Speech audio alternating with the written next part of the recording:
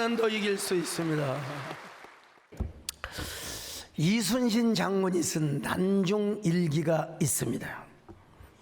전쟁 중에도 일기를 썼다. 여러분 평상시에 일기 써요, 안 써요?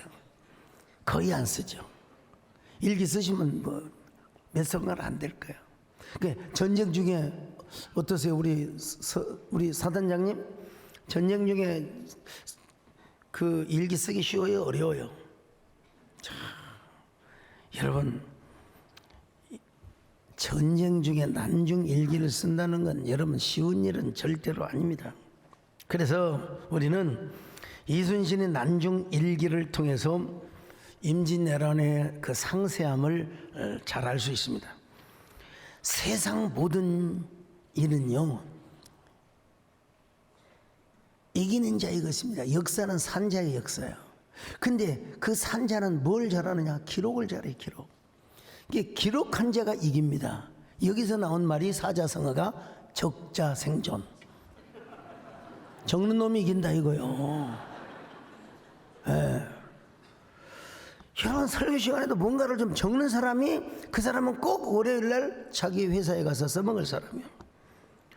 이순신은 모든 걸 다 적었습니다. 원균은 모든 걸 다 이뤄놓고도 하나도 적었지 않았어요. 그 패했어요.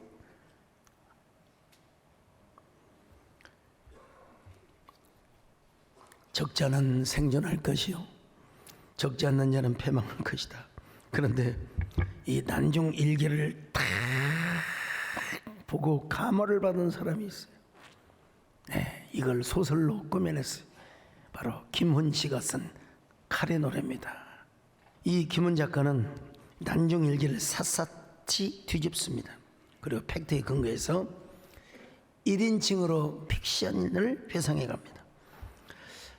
노벨상을 받은 한강, 우리 아들이 하지 말라고 했는데, 내 소설을 이야기하면 1인칭 주어가 없습니다.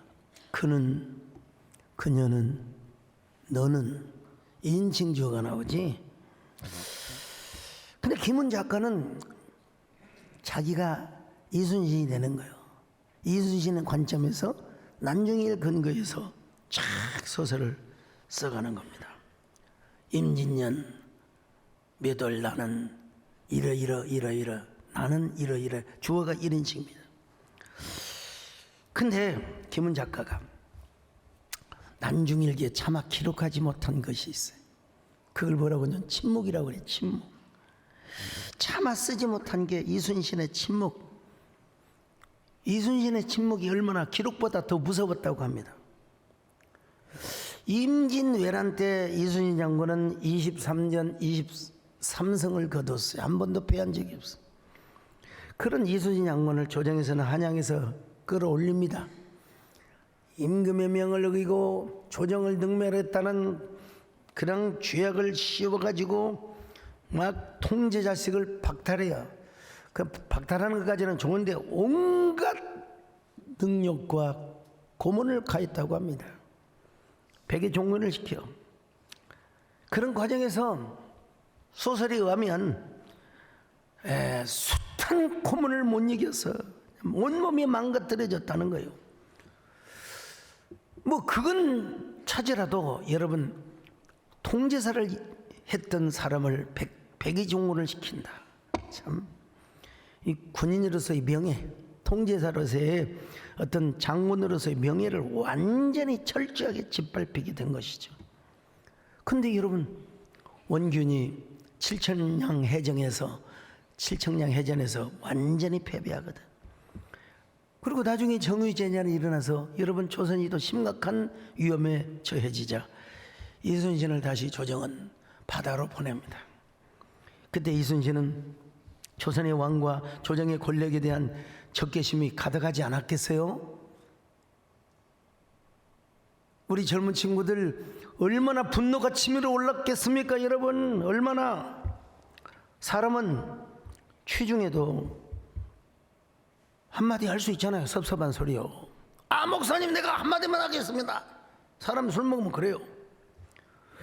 근데 그는 한마디 원망, 조정에 대한 적개심, 이런 걸 안 기록해 놨다는 것입니다.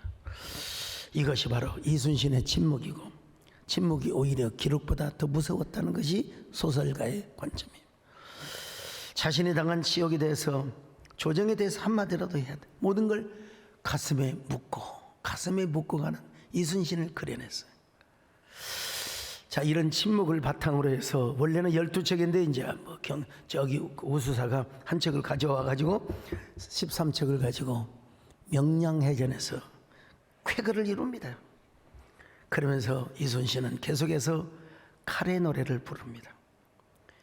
왜 김훈 소설가는 이 책의 제목을 칼의 노래라고 했을까? 저도 몰라요. 본인도 설명을 안 해놨어요. 근데 여기를 보면 알 수 있어요. 자, 소설 중에 한 문장을 읽어드릴게요.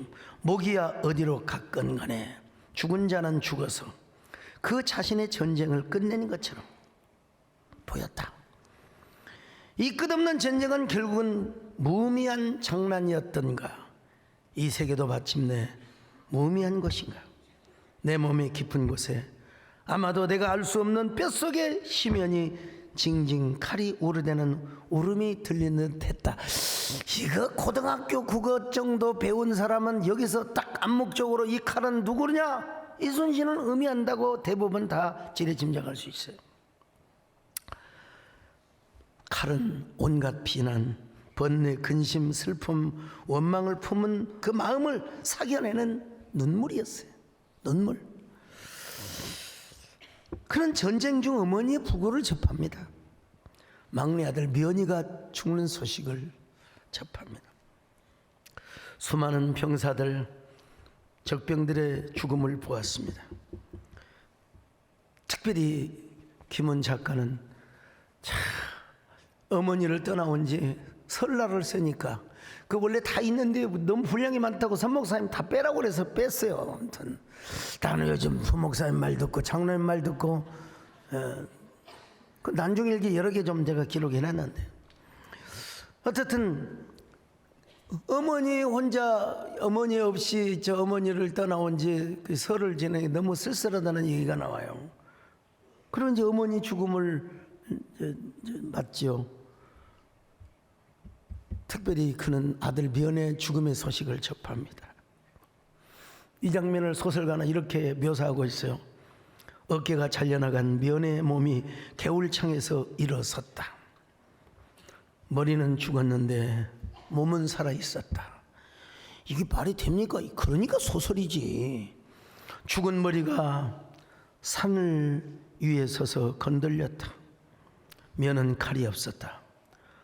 어깨 잘린 면의 몸이 무릎걸음으로 다가와 면이 말을 하는데 잘린 어깨의 단면에서 목소리가 나왔다. 아버님, 저의 칼을 찾아주십시오. 칼을 어찌했느냐? 칼을 놓쳤습니다. 눈이 멀어서 찾을 수가 없습니다. 죽은 자가 어떻게 말을 합니까? 소설이니까 하는 거지. 이게 문학인 겁니다. 이순신이 불렀던 칼의 노래는 너무나 서글펐습니다. 참담했습니다. 그러나 그의 칼은 어둡고 참담한 현실에서 언제나 승리를 가져다 줬습니다. 적장의 목을 베고 수많은 외적들을 물리쳤습니다. 그래서 소설 곳곳에는 전투 장면의 묘사가 얼마나 리얼하게 구체적으로 나와 있는지 모릅니다. 그런 이순신의 장군은 노량해전이라는 마지막 전투에서 숨을 거두죠. 왼쪽 가슴에 총을 맞습니다. 이순신 장군이, 여러분 다 알려지지 않는 얘기 아닙니까? 소설에서도 이렇게 이야기합니다. 싸움이 한창이다. 너는 내가 죽었다는 말을 아무에게도 말하지 말라. 푹을 치거라. 푹소리를 계속 올리라. 나는 우리 세대교회 가운데 내가 우리 세대교회에 특별 11조를 했단 말을 아무에게도 말하지 마라. 추수감사주일에 내가 이렇게 헌금했다는 소리 아무도 말하지 마라. 이런 사람들 많이 좀 나올 수 있기를 바랍니다만은요. 그 이부 예배 때는 빵 터지더만 다 긴장을 하고 계셔. 소설의 마지막 부분은 이렇게 끝납니다. 나는 내 자연사에 안도했다. 뭐 죽은 사람이 무슨 말을 합니까? 이게 소설이지. 산창 너머로 싸움은 문득 고요해 보였다. 세상의 끝이 이처럼 가볍고 또 고요할 수 있다는 것이, 칼로 베어지지 않는 적들을 이 세상에 남겨놓고 내가 먼저 관음포에 놓으리 적들 쪽으로. 참, 이 노벨 문학상감인데 참. 장군은 죽는 그날까지 보이지 않는 적들에 둘러싸여 늘 뭘 생각했느냐? 칼을 보고 죽음을 생각했어요. 장군은 꼬리에 물려서 죽는 죽음을 꾸기도 하고 두려워하기도 했습니다. 임금의 의심, 질투, 간신들의 모함과 호시탐탐 죽기를 바라는 외부의 적 속에서 장군은 전투 중 바다에서 자연사한 것을 김우는 1인칭 시점에서 여러분 그 이순신의 심정을 노래했단 말입니다. 우리가 어렸을 적에 이순신 장군을 영웅으로 배웠습니다. 우리 김인호 교수님 영웅으로 배웠어요. 영웅을 넘어서 나중에 잘하니까 성웅이라고 그랬어. 제가 이래봬도 초등학교 때에 학교 대표로 군에 가서 도에 가서 고전읽기 글쓰기 다 했어요. 시험하고 독후감 내고. 그때 했던 게 율곡이 또 나는 그때는 교회를 안 다녀갖고 뭐더라 그게 불교 성전, 또 그 다음에 이순신 장군 이런 거 쭉 했죠. 이순신 장군 줄줄 외우다시피 했죠. 어릴 때부터요. 제가 어제 산에 가가지고 우리 장로님들 또 목사님들, 여러분들은 그 초등학교 다닐 때 교가 기억하고 있습니까? 그때 교가가 있는지도 몰랐대. 기억도 안 난대요. 우리 음악 목사님은 기억할 거 아니에요? 학교가 없어졌대요. 학교가 없어져도 옛날에 불렀던 노래는 기억할 거 아니에요? 여러분 저는요 교가를 기억하고 있다는 건 초등학교 교가, 초등학교 2반밖에 없는 교가 한 학년에 2반요. 지리산 청기 모아 무등산을 앞두고 요천의 맑은 물결 할매성을 감도는 대한의 꽃송이들 곱게 자라는 아름다운 이름이여 오동국민학교. 여러분 또 있어요. 계속 나가요. 턱까지에 닦아서 새일꾼대리, 턱과 몸을 길러서 새일꾼대리, 전통의 길이 빛날 오동의 전당. 이게 우리 오동 국민학교, 오동 초등학교 교감. 근데 여러분 제가 지금 뭔 얘기를 끌어들이려고 그러냐, 이 이순신 장군을 김은 작가가 이순신 장군을 영웅으로 묘사하네요. 하나의 나약한 인간. 여기서 인간의 보편성이 또 나오는 거예요. 지금 막 영웅이고 홀거리고 말이요. 그런데 사나토스, 죽음이죠. 이 사나토스 의식한 말로 죽음을 직면하고 죽음을 두려워하며 그러면서도 그것을 직시하며 나가는 한 인간으로서의 나약함을 이야기하고 있는 거예요. 그러면서도 칼의 노래를 불러. 요즘 우리 이동섭 장로님이 굉장히 뜨고 있습니다. 유튜브를 봐도 뜨고 있고 포탈을 봐도 뜨고 있고. 왜냐하면 트럼프 대통령을 만나서 명예구단증을 주셨거든요. 여러분 트럼프 대통령이 뭐라고 약속한 줄 아세요? 자기가 대통령이 당선이 되면 태권도 도복을 입고 국회에 가서 연설을 했다고. 나는 이 연설하겠다는 약속이 꼭 지켜지기를 바랍니다. 여러분 그건 대한민국의 위상이자, 저도 여러분 명예 7단을, 여러분 대통령들에게는 그 9단을 주고요, 총리한테는 8단을 주고, 저도 8단 주기로 했는데 반대한 사람 몇 명 있어가지고 목사한테 8단 좀 한대요. 7단도 받기 어려운 건데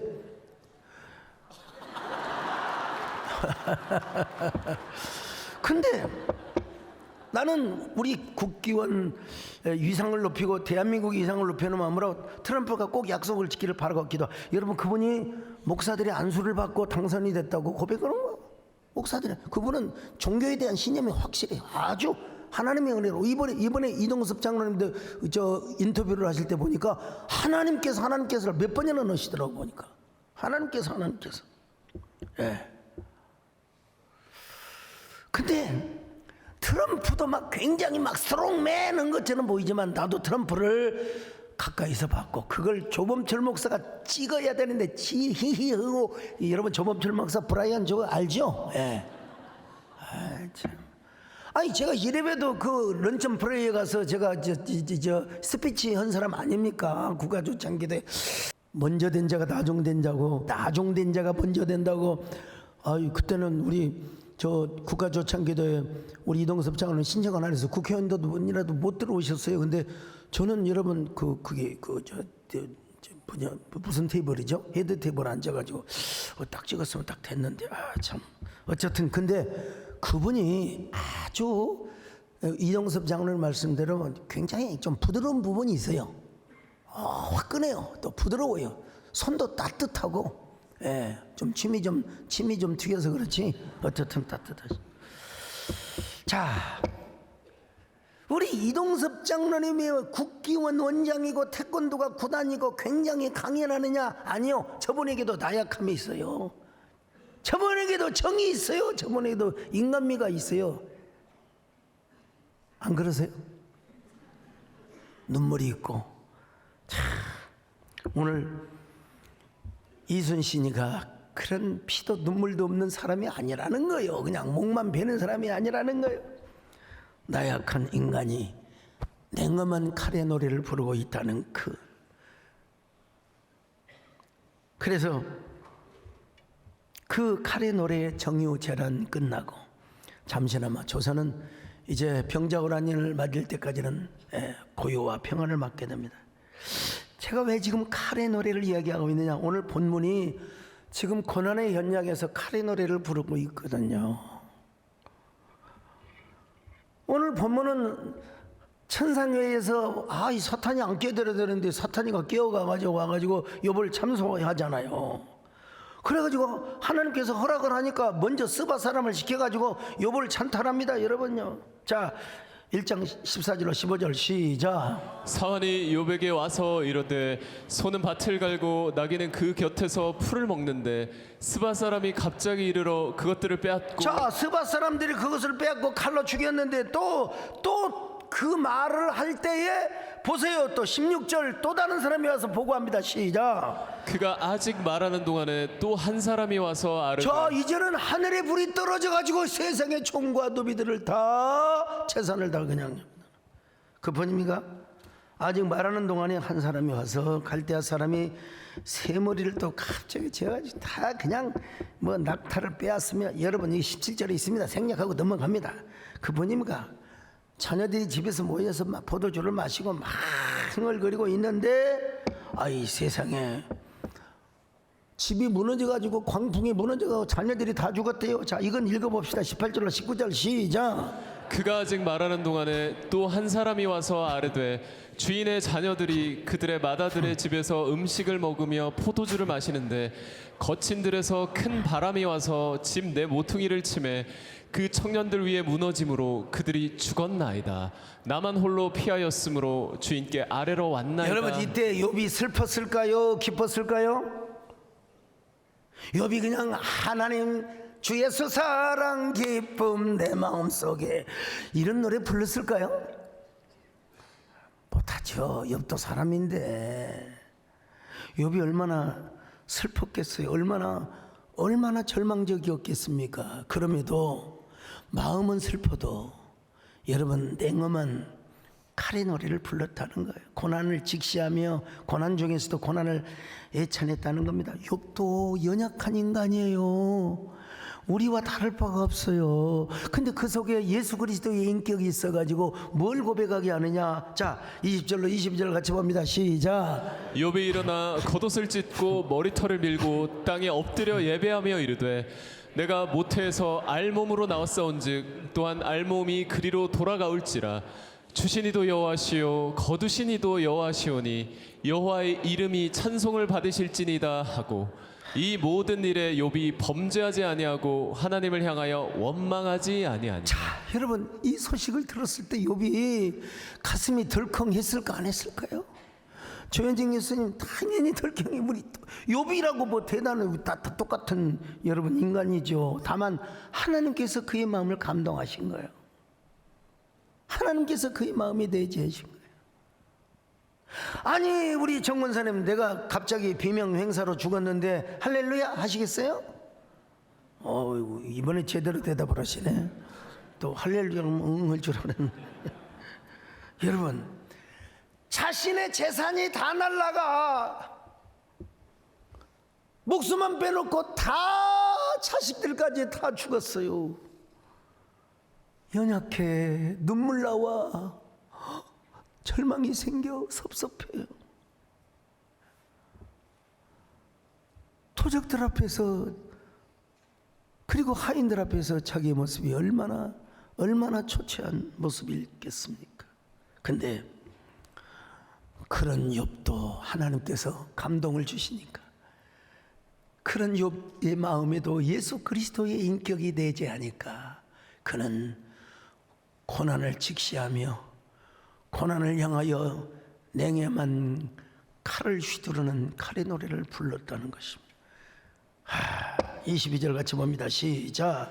이 모든 일에 욥이 범죄하지 아니하고 하나님을 향하여 원망하지 아니하니라. 하나님이 살아계시면 왜 이런 일이 일어나는 말입니까?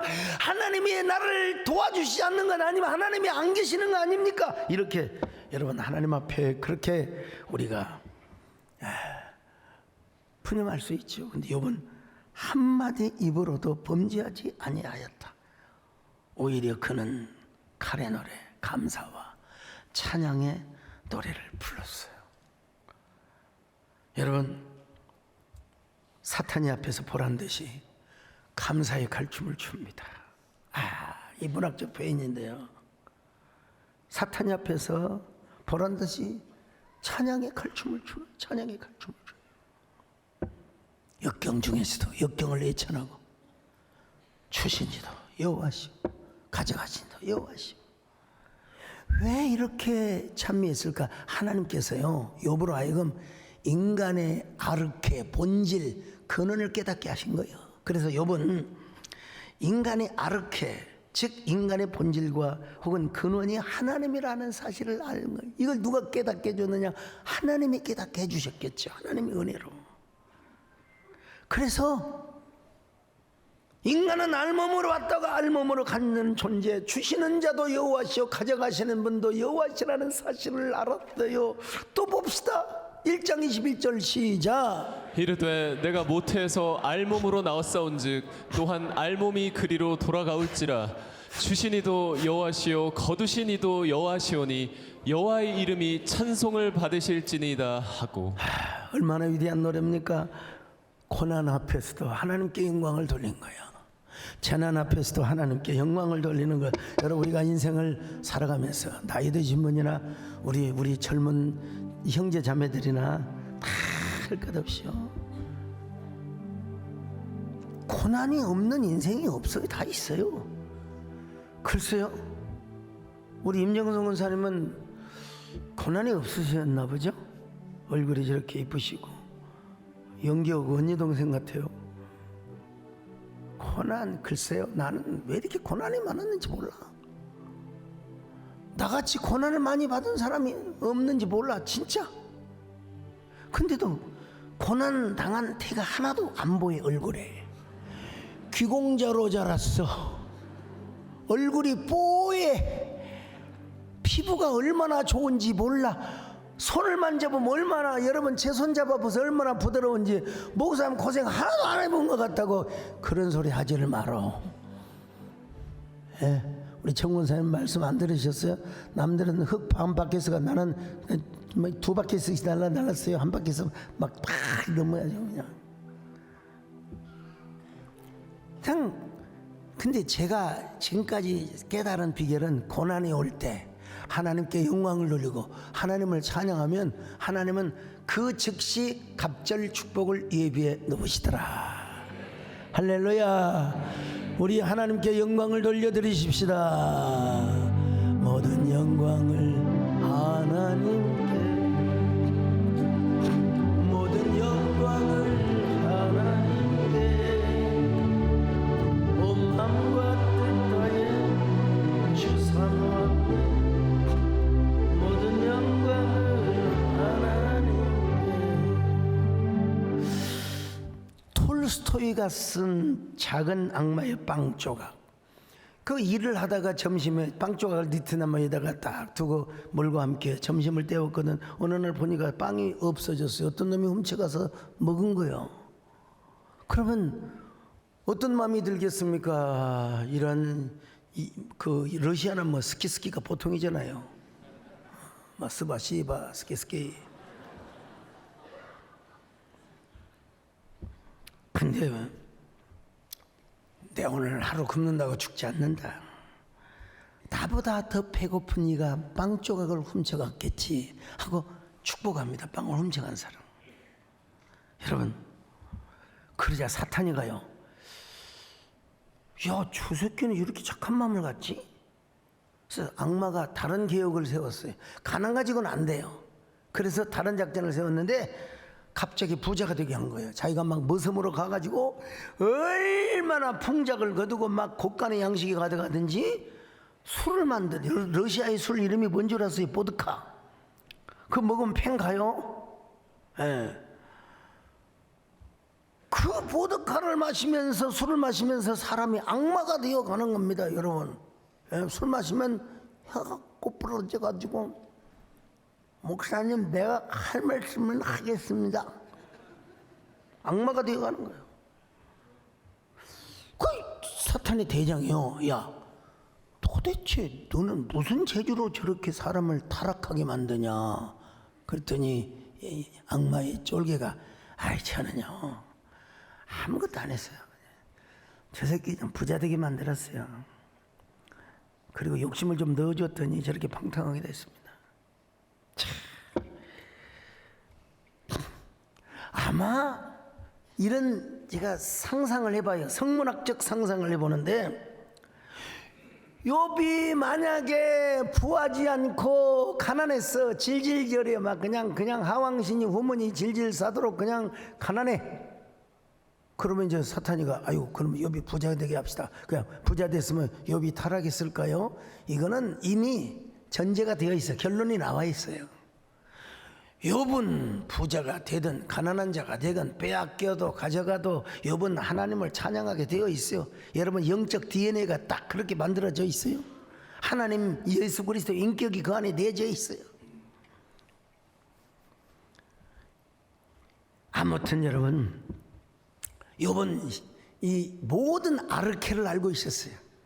가져가시는 분도 하나님이고, 그리고 주시는 분도 하나님이시고.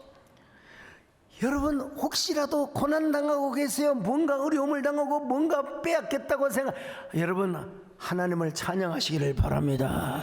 하나님께 감사. 그러면요, 오늘 이번 추수감사주는 뭐요? 온다 하나님. 우리가 감사를 하면 축복이 온다. 우리가 노래를 하면 하나님이 오신다. 여러분 모두 이런 사람이 되시기를 축원합니다. 두 번째, 여러분, 하나님의 선하심과 신실하심을 믿었기 때문에 그래요. 하나님이 내 안에 내재할 뿐만 아니라 그 아르케 되신 하나님, 그 근원 되신 하나님은 신실하고 좋으신 하나님이에요. 욥기 1장 21절 다시 봅니다. 시작. 이르되 내가 모태에서 알몸으로 나왔사온즉 또한 알몸이 그리로 돌아가올지라. 주신 이도 여호와시요 거두신 이도 여호와시오니 여호와의 이름이 찬송을 받으실지니이다 하고. 여러분, 욥은 고난 받았을 때 그 고난이 누구로부터 온다고 생각했느냐? 하나님. 근데 그 하나님은 어떤 하나님이냐면 신실하신 하나님이요. 신실하신 하나님. 그래서 욥은 모든 일에 입으로 변명하지 않고 원망하지 않았어요. 22절 시작. 이 모든 일에 욥이 범죄하지 아니하고 하나님을 향하여 원망하지 아니하니라. 여러분, 빼앗아 가셨지만 다시 주실 하나님을 믿었어요. 욥이 가만히 생각해 보니까 자기 평생에 한 번도 자기를 실망시킨 적이 없어. 자기를 섭섭하게 한 적이 없어. 섭섭하게 한 적이 없어. 우리 하나님이 선하신 하나님. 지난주에 어떤 분이 저를 찾아오셨습니다. 왜 찾아오셨냐면 제발 좀 책 좀 사주시라고. 무슨 책이요? 너 잘 알지도 못하는 시인인데 이영철 시인. 이영철 시인은 흑인 미군과 한국 여자 사이에 태어난 뇌성마비 환자입니다. 태어날 때부터 뇌성마비. 이분은 손발을 움직이지 못해요. 대소변도 받아내야 돼요. 근데 독학으로 공부를 했어요. 한글을 할 수 있고 기독교 신앙을 가졌어요. 손으로 시를 쓰지는 못했는데 한마디를 부르는데 숨을 탁 몰아쉬면서 한마디 쓰고 또 한마디 불러주고 그걸 받아 써가지고 시집을 만들었어요. 유명한 책이 있는데 네가 들으라고 내가 우는 거야. 이번에 나온 시집이 있는데 꽃보다 아름다운 당신. 나 시중에 아버지는 흑인 미군이요, 어머니는 한국인인데 글을 버렸어. 근데 이런 시를 썼다니까. 자랑스러운 나의 조국이요, 옛날 아오네 장터에서 만세 부르던 그때를 아십니까? 어떻게 아오네 장터를 알아요? 우리말을 빼앗기고 우리 이름조차 잃어버렸던 그때를 아십니까? 그대는 왜 일본말을 쓰나요?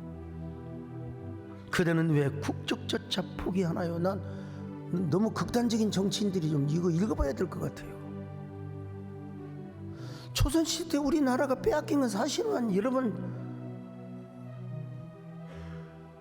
국적조차 포기하면 글쎄요, 당신도 이 땅의 사람이 아닙니까? 할머니들은 통곡합니다. 애국지사들은 한탄합니다. 영원히 영원히 못 잊을 이 땅이요, 나는 순수 토종은 아니지만 참 얼마나 가슴 아픈 일입니다. 그래도 이 땅에 태어난 것을 후회한 적이 없습니다. 사계절이 뚜렷한 이 땅에서 두 팔을 벌리고 만세를 부르겠습니다. 자랑스런 나의 조국이여. 박수 한번 쳐야 되잖아요.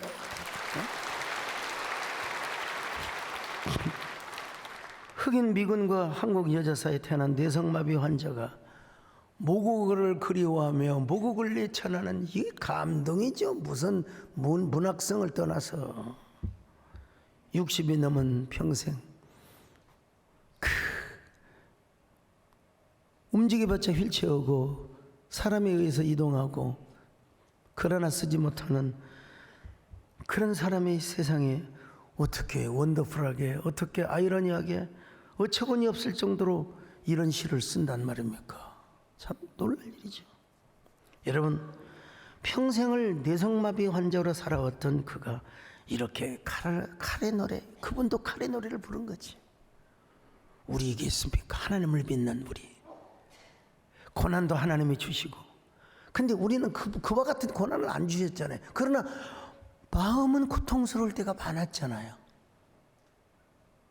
영적인 뇌성마비, 마음의 뇌성마비, 우울하고 어둡고 쓸쓸하고 어찌해야 될 줄을 모르고 일어설 줄도 모르고 앉아설 줄도 모르고 이런 때가 있었잖아요. 그러나 그때에도 우리는 절망하지 말고 누구를 불러야 되느냐? 하나님의 이름을 불러야 되는 거예요. 그냥 우리가 하나님을 안다는 게 얼마나 감사한지 알 수가 없어요. 뺏어가시는 분도 하나님이요, 다시 주실 분도 하나님이라는 사실을 믿어야 돼. 이 신실하신 하나님을 찬양해야 돼. 여러분, 고난 앞에서도 고난을 물리치고 화평을 주실 우리 하나님을 찬양해야 돼. 욥이처럼. 그게 뭐예요? 감사의 칼의 노래입니다. 찬양의 칼의 노래입니다. 이 감사의 칼을 휘두르시기를 바랍니다. 악한 마귀를 쫓아버리게 베어버리시기를 바랍니다. 오 오 신실하신 주, 오 신실하신 주, 내 너를 떠나지도 않으리라, 내 너를 버리지도. 자, 여기까지입니다 여러분. 이후로도 영원토록 나를 지키시리라 확신하네. 제가 광주신학교 시절 제 주변에 있는 사람들이 유학을 권했어요. 너는 공부하는 은사가 있다. 진짜 실제입니다. 우리 윤종한 교수님이라고, 나도 왜 그랬는지 몰라. 라틴어를 공부하는 시간에 50개 단어를 써놓고 3번인가 따라오라고 다 지어놓고 이거 다 쓸 수 있는 사람. 나는 할 것도 하고 못 할 것도 없어. 가만히 있었더니 자꾸요, 저 서강석이는 할 거라고. 서강석이라고 좀 부추겨 가지고, 여러분요, 부추기면 됩니다. 김문희 장로는 부추기는 은사가 있는데 막 내년에 일본에 크루즈 장로순회나 가지고 막 부추기고, 그리고 또 크루즈라고 할 말이니까 좀 내가 마음이 헷갈려요 지금. 가서 이제 독립선언문을 가서 거기서 낭독을 해야 될지 모르겠는데. 자, 근데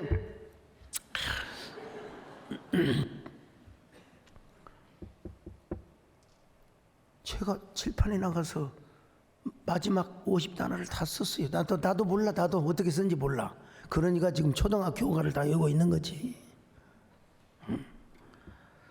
그래서 제가 진짜 우리 미국의 박종선 목사님 유학 오라시라고 오라고 하시고 해서 토플 공부하라고 그랬어요. 내가 여러분 이재욱 토플을 거의 달달 외우다시피 했어요. 전남대에서 모의고사도 봤는데, 아, 내가 예수스테미스트는 들어갈 수 있겠구나. 그 정도 내가 공부했어요. 옛날에 임용웅 선교사님 하잖아요. 그때 영어 달달달 했는데, 어이, 지금은 선교사가 훨씬 더 잘해요. 저는 이제 안 쓰니까 그렇고. 근데 이제 신학교 딱 그 뭐야, 그 1층의 벽보에, 그때 3층 건물에 1층의 벽보에 화순군 능념의 배감리 교회를 개척할 분을 찾습니다. 예, 원고에는 없는데 광고까지 하셨어요. 그때 교모처장을 하신 정명현 교수님이 또 이제 광고를 하시는 거예요. 광고를 예배 시간에 할 사람. 그래서 제가 찾아갔지요. 제가 가겠습니다 그랬더니 저를 의아한 모습으로 보시는 거예요. 왜냐면 그 동네 가서 개처럼 한 40대는 돼야 되거든. 예. 근데 그때 내가 마을에 가서는 29이라고 거짓말 하시면서 실제 나이는 21살이었거든. 나 CP 보지 말라고 29살인데 작년에는 28, 올해는 29. 계속 이제 나 그렇게 쉽지 않게 보지 말라고. 그 교회를 개척했어요. 제가 간다고. 제가 할 수 있습니다. 간다고. 근데 세상에 불악해서 법정 해놓고 뭐 교회 나가는 사람 10,000원 벌금 내고 또 신고하지 않는 사람 12,000원 내고 뭐 그냥 와서 소목사 멱살을 잡고 침을 뱉고 우리 정원사님 와서 도와주시는 거예요. 난 정원사님 오시면 바로 될 줄 알았다. 그냥 저분이 오면 병다 고치고 그냥 교회 그냥 오랑보랑 부탁하다가 불었냐 주머니 오듯이 그냥 다 그냥 할 줄 알아서 주여 아버지 하면 될 줄 알았더니, 여러분 의인에게도 고난이 옵니다. 오히려 나 때문에 고난을 더 당하신 거예요. 게다가 이웃의 주변의 목사님들이 또 뭐라고 염려를 해주냐면, 송황석이 앞길이 구말린데 또 과부 집사님하고 또 저 개척을 한다고. 참 말하기는 참 좋지. 또 그 이웃교회, 우리 교단은 아니지만 이웃교회 전도사가 와가지고 저 소강석에는 광주신학교에 지금 저 2학년밖에 안 되니까 전도사 면허증이 없다고 사입이라고 하는 거야. 야, 같은 업종에 종사하는 사람끼리 그러면 되나? 훗날 최매실이라고 있어요. 권사님 기억나세요? 그분이 신기가 들었어요. 신기가. 그래서 여러분 점쟁이가 되었는데 점쟁이가 안 오려고 싶은데 그 마을에 유명한 점쟁이가 와가지고 네가 점쟁이 안 할 수 있는 비결은 딱 하나 있다. 뭐냐? 예수 믿고 교회 나가는 거다. 어디로 나가느냐? 저 윗마을에 내가 보니까 전도자가 쫙 연기가 있고, 야 우리보다 기가 세다. 가서 기도받으면 낫는다 하고, 여러분 우리 정문사님 기도받고 제 기도받고 점령이 안 됐어요. 그래서 내가 그 왕무당 점쟁이를 찾아갔습니다. 어떻게 전도를 해주셔서 그 천매실 교회 나오실 거 아니요? 근데 봉목 넥타를 2개나 들고 찾아갔더니 버섯 말라 나오면서 뭐라고 한 줄 아세요? 아이다, 우리가 더 같은 업종에 종사하는 사람인데 서로 상조하며 살아야 되지 않느냐고. 점쟁이도 그러는데.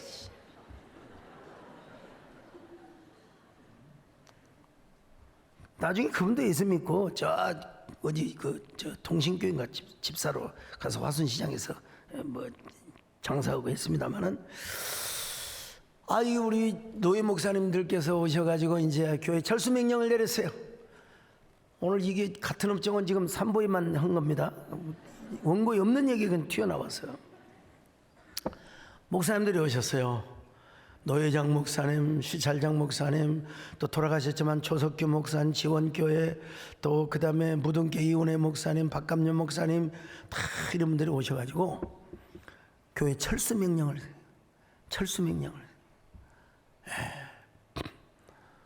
너 여기서 교회하지 마라. 넌 공부나 해라. 너 교회 철수 명령, 너의 이름으로 정식으로 철수한다. 그때 제가 무릎 꿇고요, 목사님들 존경합니다. 삭삭 빌었어요. 제가 너는 부모 자식한테도 나 버림받은 사람이고 어디로 가겠습니까? 이제 나 유학도 포기하고 이제 교회 이제 다 교인들이 지금 몇십 명 모이는데 이 사람 버리고 어떻게 갑니까? 1년만 교회 주면 내가 예배당도 짓고 이 마을 다 보고 막 이장도 내가 전도하겠습니다. 빚박은 사람도 전도하겠습니다. 얼마나 그냥 해버리더니 그분들이 막 저를 막 등에 손을 놓고 기도해 주는 거예요. 주야, 막 열심히 하라고 잘하라고 격려해 주고. 그래서 감사의 칼에 춤을 췄어요. 주여 감사합니다. 숨을 쉬어서 감사합니다. 주여 심장이 뛰어서 감사합니다. 예배당이 이미 지어진 줄로 믿습니다. 우리의 소원은 교회, 꿈에도 소원은 예배당. 막 노래를. 여러분 딱 1년 돼서 예배당 짓고 입당했어요. 근데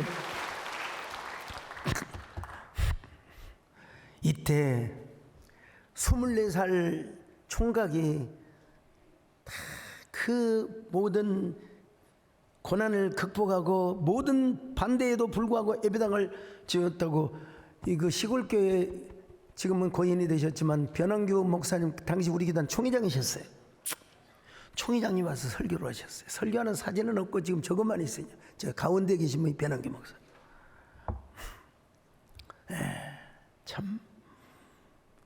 그리고 철수를 명령하셨던 우리 노회장 목사님, 박덕준 목사님이 오셔서 저에게 감사패를 주셨습니다. 자, 감사패 영상 보십시다. 감사패 대한예수교 장로회 화순대강교회 전도사 소강서. 어려운 가운데서 대강교회를 시무하던 중 예배당 건축안에 있어서 시무 전도사로서 수고한 공이 지대하여 이를 기념하며 본노회에서 감사의 뜻을 전하기 위해 이 패를 드림. 1984년 10월 8일 대한예수교 장로회 동강주노회 노회장 박덕준.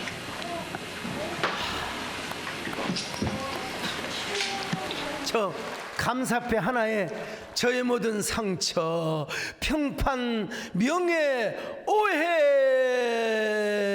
목사님들이 나오셔서 수고했어. 서목사 대단해. 우리 변환기 목사님은 절대로 따는데 시집까지 장가가지 말고 우리 교회 청년들 많이 줄 세워놓을 테니 네가 골라. 여러분, 난 젊은 시절의 고난에 직면해서 감사의 칼의 노래를 불렀을 때 나의 중년 그리고 노년도 하나님이 축복해 주시겠지요. 난 그렇게 광주중앙교회가 크게 보이고 그때 변환규 목사님 그래 대단하게 보이셨어요. 그런데 오늘 제가 서보니까 저도 총회장을 했고 저도 그보다 큰 교회를 하고 저도 한국교회를 대표하는 참 연합기관의 대표회장을 지냈고 다 보면요, 우리 하나님이 고난을 주실 때는 미리 갑절이 아니라 열갑절을 준비해 놓으시고 고난을 주신다는 거예요. 그러니까 여러분 좀 혹시 어려움을 당하고 수능 앞에 떨고 있는 우리 자녀들, 하나님은 나에게 갑절의 축복을 주신다, 예비하고 계신다, 나 떨고 있니? 하지 마시고, 여러분 다음 주일 다리 가슴이 떨려야죠. 가슴이 떨려야지. 다리 떨면 산에도 못 가고, 물론 일부러 떠는 건 괜찮아요, 남지장로처럼. 떨리면 안 돼요. 일부러 떨어야지. 다음 주일은 추수감사주일입니다. 어떤 추수감사주일입니까? 2024년 온다 추수감사. 우리가 먼저 감사할 때 축복이 온다. 우리가 찬양의 노래, 감사의 칼의 노래를 부를 때 하나님은 갑절 축복을 가지고 오신다. 이 한마디입니다. 이 한마디예요. 여러분, 선하신 하나님, 좋으신 하나님, 온다의 하나님을 찬양하시기를 축원합니다. 좋으시나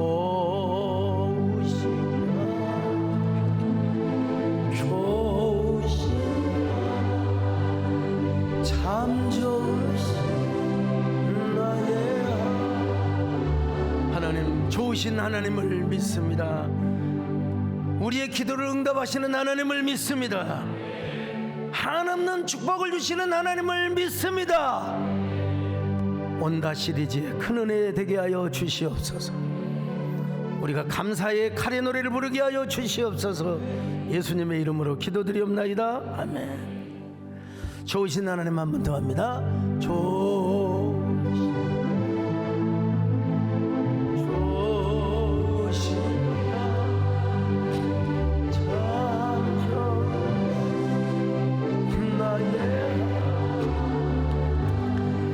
하나님 감사합니다. 귀한 예물을 드리고자 합니다. 아버지, 우리 성도들 축복하시고, 자, 우리 백암교회에서도 충성했던 분들 하나님이 다 은혜 주신 것처럼 우리 정근사님, 배영수 장로는 복을 주시고, 부정한 종에게도 강건함을 주시고, 우리 성도들 온다, 하나님 축복이 온다, 하나님이 오신다, 온다의 신앙을 잘 정말 지키는 저희들 되게 하여 주시옵소서. 예수님의 이름으로 기도 올리옵나이다.